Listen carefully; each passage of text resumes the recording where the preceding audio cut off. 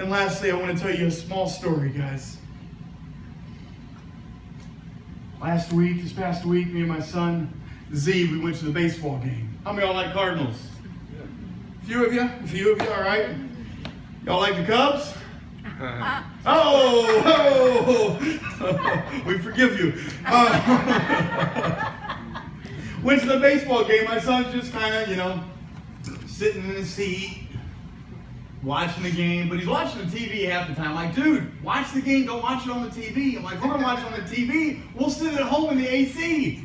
It's 100 degrees out here. And come on, I'm like, watch it out there. And something good had happened. I'm like, come on, buddy, clap. And he's like,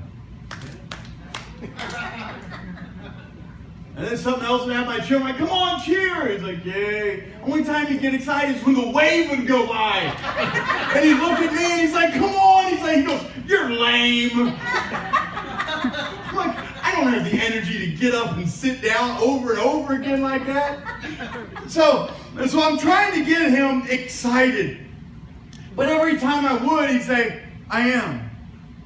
I'm like, you're not showing it. He said, I'm excited.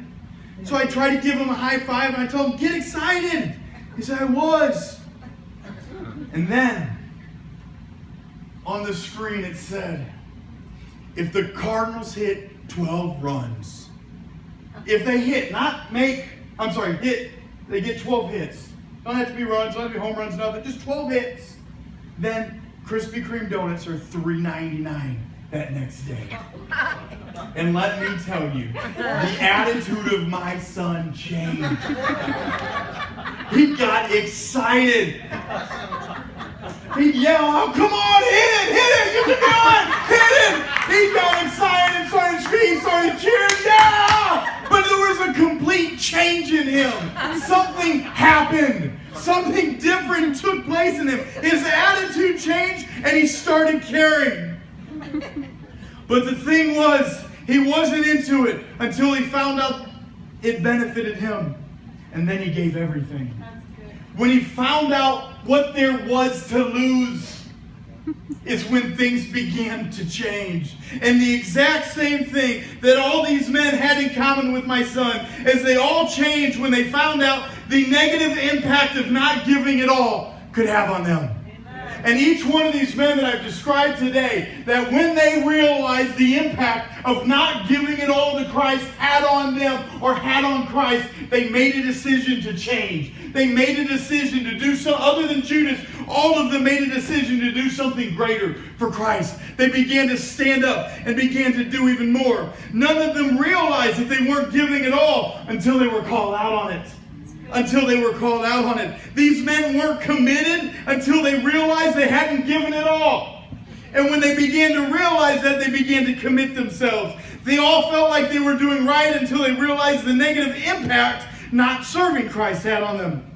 Except for Paul, they hadn't realized how much following Christ benefited them until they gave it up.